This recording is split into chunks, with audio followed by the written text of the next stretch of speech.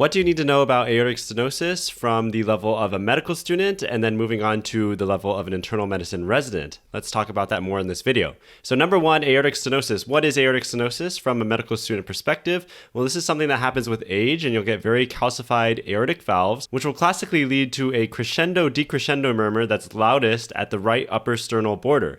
And this is a very classic description of a murmur that you should be able to describe to your attendings. And this is also the most common murmur that you're really going to hear in most patient populations. A couple of pimp questions that I want you guys to know, because these are questions that I got when I was a medical student and didn't necessarily get right. But what are the 3 physical exam findings that are most suggestive of more severe aortic stenosis? That's going to be a late peaking murmur, a diminished S2, and pulsus parvis et tardis, which is a pulse that's delayed and slow to peak compared to when you're auscultating the heart. A trick question that your attendings may ask you is, does the severity of the murmur or the loudness of the murmur correlate with the severity of aortic stenosis? And the answer is no. Radiation to the carotids is also something that we look for to suggest aortic stenosis, but this is not correlated with the severity of the murmur. You may also be asked about grading of murmurs. So grading of murmurs is from 1 to 6. So 1 is murmur is softer than S1 and S2. Grade 2 murmurs are the same volume as S1 and S2. Grade 3 is louder than S1 and S2. Grade 4 is when there is a palpable thrill. And grade 5 and 6 are basically when you can hear the murmur basically just while you're standing in the room. A majority of the time when you're presenting on rounds, you're probably going to be hearing grade 2 or grade 3 murmurs. Usually med students will not be able to hear grade 1 murmurs, and so I would just stick with saying generally grade 2 or 3. Another question that you may get are, what are the 3 cardinal symptoms of aortic stenosis? And that's going to be angina, syncope, and congestive heart failure. Very important to know the 3 cardinal symptoms of aortic stenosis. And once you develop angina, you then have a 50% 5-year mortality, which is something your attendings might ask you. Syncope will have a 50% 3-year mortality. And finally, heart failure is going to have a 50% 2-year mortality. Another pimp question that I got when I was a medical student. Now let's move on to more of a resident level of what you need to know. So when you get an echo, we're going to look at several parameters to determine whether this aortic stenosis is mild, moderate, or severe. And really what you want to be looking at is for the severe criteria. And so you are going to be looking for a peak velocity of greater than 4 meters per second, a mean gradient of greater than 40 millimeters of mercury, and an aortic valve area of less than 1 centimeter squared. These are definitely the main parameters that you want to be looking at when you're reading over echoes. Basically, once you have such a calcified and stenotic aorta, the blood is going to be passing through at a very rapid speed. So that's why the peak velocity is greater than 4. And then you have this pressure gradient that really builds up because of how narrow that valve is. And so that's why the pressure gradient increases to greater than 40. And also, you get that more stenotic lesion. And that's why we're looking for that valve area less than 1 centimeter squared.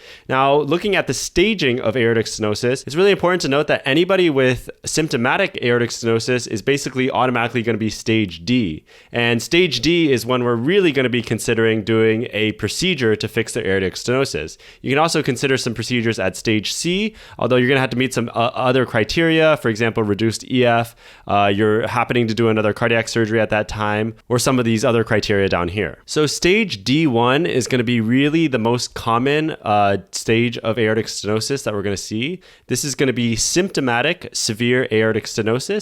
It's going to meet all of the criteria that we mentioned earlier, Vmax greater than 4, mean gradient greater than 40, and aortic valve area less than 1.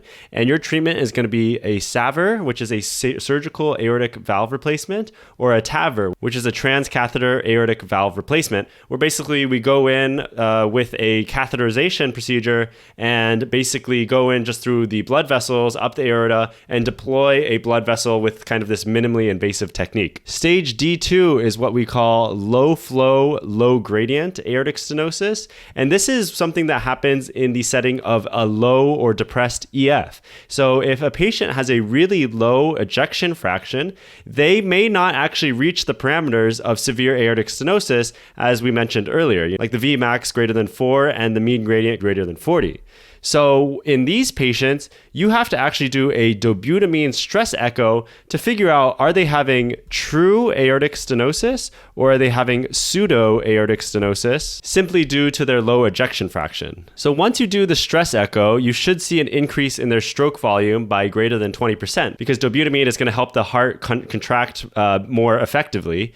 And if your mean gradient is still less than 30 to 40 and your aortic valve area actually expands to greater than 1 centimeter, basically because you're starting to push a higher volume of blood through there, then this is going to be pseudo severe AS. They only appear to have aortic stenosis because of their reduced ejection fraction, but when you fix their low EF by giving them dobutamine, then the aortic stenosis goes away. So these patients do not have an indication for getting an aortic valve replacement. On the other hand, if you see the stroke volume go up greater than 20%, but in this case, you do see that the mean gradient actually does increase to above 40 millimeters of mercury, and the aortic valve area remains less than 1 centimeter squared, then these patients have true aortic stenosis. And the management for them is going to be a surgical aortic valve replacement versus a transcatheter aortic valve replacement, a Tavr. Finally, you have stage D3, which is kind of what we call paradoxical low flow, low gradient aortic stenosis. So these patients will have a Vmax less than 4, a mean gradient less than 40, and an aortic valve area less than 1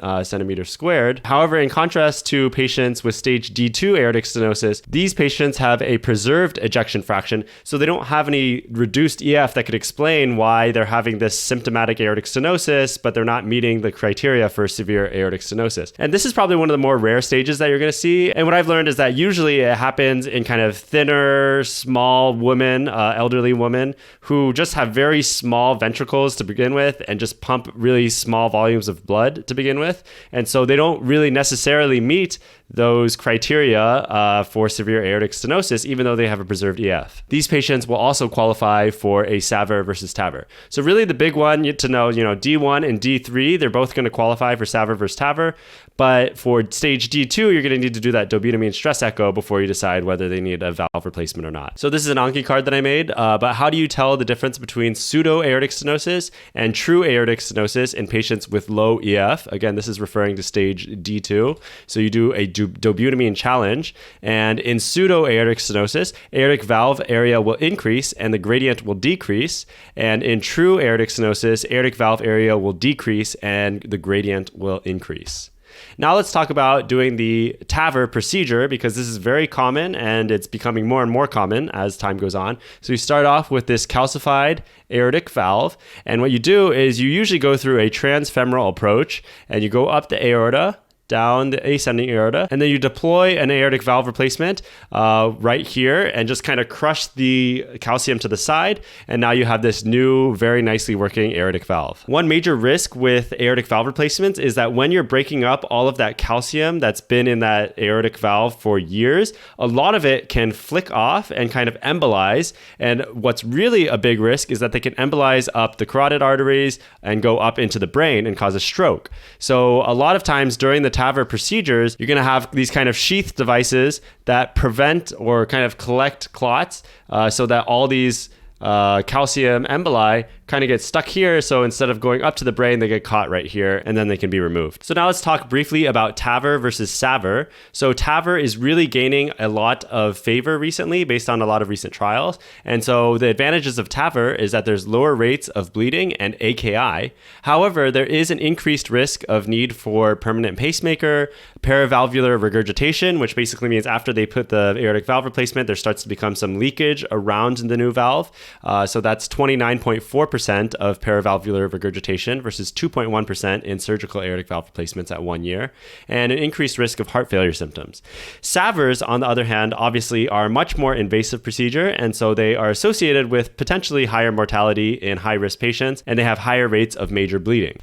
To touch briefly on the evidence behind why Tavrs are becoming more and more favored, we have a lot of these trials that came out, the partner trials, which really compared Tavrs versus SAVRs. And it's really in this graded progression of surgical risk. So in partner A, they looked at patients who had prohibitive surgical risk, and they found that Tavrs had similar all-cause mortality at 1 year. And then in partner B, they looked at high-risk surgical patients and again found the same findings, that Tavrs were pretty much similar outcomes as SAVRs. Partner 2, they looked at intermediate risk and again found that Tavrs were non-inferior to SAVRs. And finally, and most recently, they looked at partner 3, which was low-risk surgical candidates. And even in these low-risk surgical patients, Tavr was associated with a 6.6% reduction in absolute mortality or other negative outcomes. So right now, in terms of the guidelines, patients who are intermediate risk or above, which is defined by a STS score of greater than 4%, should proceed with Tavr. And the guidelines have not incorporated the partner 3 trial yet. So anybody who is low risk or a very young patient should probably receive a SAVR. And the reason for that is because surgical aortic valves kind of last a lot longer than Tavrs. They also leave a lot more room for intervention. So if they need to go back in there and place a Tavr, what's called a valve-in-valve replacement, they can place a Tavr after a SAVR is done, after 10 to 15 years. So basically, low-risk patients and young patients are still good candidates for SAVRs. Now let's talk briefly about different types of transcatheter aortic valves. The number one that I've seen is really the Edwards Sapiens valve. And this is going to be a balloon expanding valve. And then the other one that you may see is the Evolut valve, which is a self/auto expanding valve that kind of just slowly expands on its own. All right, now let's talk about things that we need to do after replacing a valve or giving somebody a Tavr, because that's really our field of expertise in internal medicine. You're going to be dealing with Tavr patients, not so much SAVR patients. So a post-Tavr checklist. So number 1 is we really need to monitor for stroke very closely because, again, with all those calcium emboli going off, there is an extremely high risk for stroke. Also, patients are at high risk for high-grade AV conduction blocks. And that's because the Tavr is really going right next to the conduction system. And so there is a high risk of kind of causing irritation and really causing worsening conduction abnormalities, especially if a patient has a pre-existing right bundle branch block. You also want to check their access sites, which are normally going to be in the groin and sometimes in the radial arteries.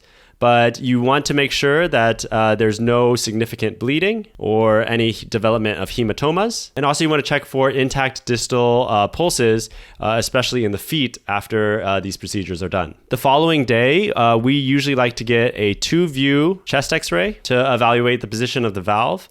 We like to get EKG to make sure there's no new bundle branch block. And then we also like to get a repeat echo to check the valve function. In terms of antiplatelet therapy, aspirin monotherapy is actually totally sufficient, and so patients should be started on aspirin monotherapy for the rest of their life. In the past, it was thought that patients needed to be on dual antiplatelet therapy, but now, based on new trials, if there's no other indication for dual antiplatelet therapy, then they should just continue aspirin monotherapy.